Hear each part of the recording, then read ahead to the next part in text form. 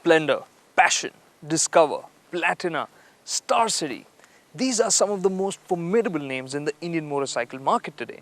And they've gotten this reputation by winning the trust of the exacting and demanding customers in the commuter segment.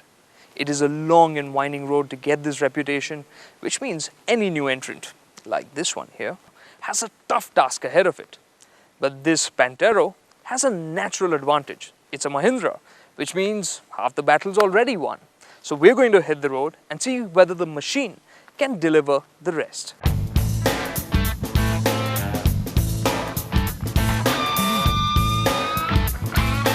The Pantero is in Mahindra's first shot at the commuter motorcycle segment.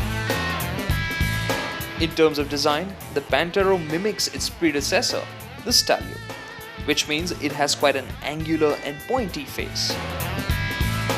Thankfully, the rest of the design is less distinctive. And when you look at it from the side, what draws your attention is the near 14-litre fuel tank that has stylishly sculpted knee recesses. Now the side panels may not be as stylish, but they are smart and they peel back towards big LED tail lamp. But it's not that the Pantero is plain, it has some nice highlights, like the red springs for the rear shock absorbers. Then there's the all-black treatment for the engine, the 18-inch alloy wheels and the forks. In terms of equipment, there's a very handy storage box under the tank.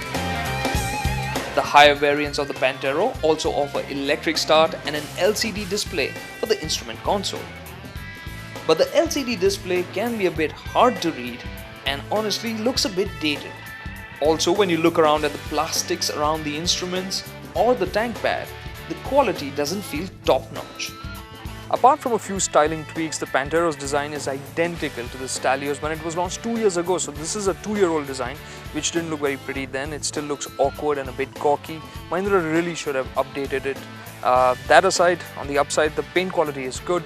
Plastics and rubber parts feel decent, but decent isn't going to quite cut it when it comes to the engine and performance. Now, just like the aesthetics, the Pantero's motor is also based off the Stallion's engine.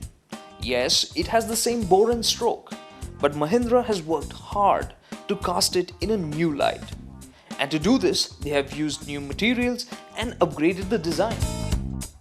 The MCI-5 motor uses roller followers for the camshaft and new piston rings to improve efficiency.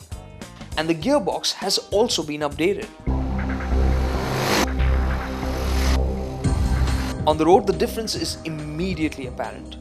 The painful gear shifts are a thing of the past. And the all-up 4-speed gearbox doesn't hit false neutrals and can be operated fairly effortlessly. The engine also feels reasonably smooth and buzz-free.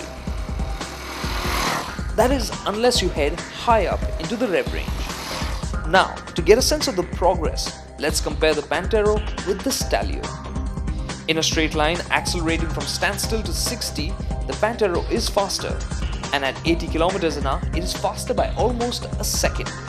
Apart from a tweaked clutch, the Pantero also gets altered gearing. Let's see how this affects responsiveness. Accelerating from 20 km an hour to 40 in second or third, the Pantero turns out to be only slightly faster than the Stallion.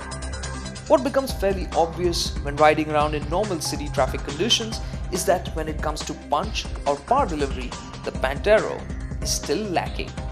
So the good news is that there are no root shocks in store for the rider of the Pantero. The overhaul to the gearbox has worked. It works as is expected of a gearbox. The engine is fairly smooth unless you head into the higher revs.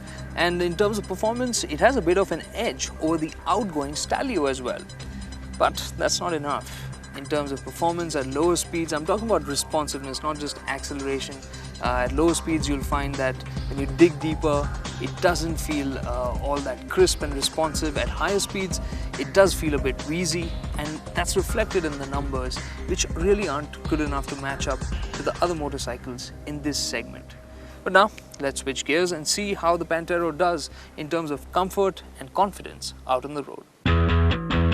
When it comes to the suspension, the Pantero uses telescopic forks at the front and dual shock absorbers at the rear, as is the norm for this class of motorcycle. Also, the rider is sat on a long seat and as can be expected, the seating position is fairly upright. The Stalio covers city streets with ease. Mahindra two-wheelers R&D department has optimized the chassis as well.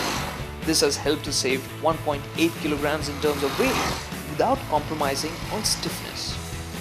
But the Pantero does have its fair share of niggles. As you spend time in the saddle, you'll find that the seat is just a bit too soft, uncomfortably so. And then there's the antiquated tubular swing arm, which hasn't been changed over from the Stalio. Then there's the 130mm drum brake at the front, which just fails to impress in terms of bite or feel. However, there's the sticky MRF rubber to give the rider some sense of confidence. But overall, it's clear that the Pantero's comfort zone is in a very limited band. So the seating position is just right for a commuter, and at low speeds in the city, the suspension will do a fine job as well. But if you're riding over broken roads at slightly higher speeds, you will get tossed around a bit. It does feel a bit choppy. A bigger disappointment, of course, is that tubular swing arm and that drum brake at the front, both of which are really quite ineffective and rob the rider of a sense of confidence. But now let's move on, change gears, and see how the Pantero does when it comes to fuel efficiency. Now the Pantero's 110cc motor hasn't quite delivered in terms of performance, and by the use of shorter gearing, its fuel efficiency is also just a bit less when compared to the Stalio, which means it's that much further away from the benchmark for this category. For the record, the Pantero returns 52.6 km per litre in the city and 55 km per litre out on the highway. So Mahindra has entered the commuter segment once again, this time of course with the Pantero. It's replaced the Stalio and it's doing a much better job. It doesn't have any of the glaring issues that the Stalio had. But still, when you think about performance, fuel efficiency, ride, handling, general fit finish and build quality, the Pantero still feels several notches behind what the best in class have to offer. Sure, it's got the Mahindra name tag, it's got a great price tag as well, but that's not enough to haul it to the head of the class, and that's where the Pantero really needs to be if it wants to crack this segment.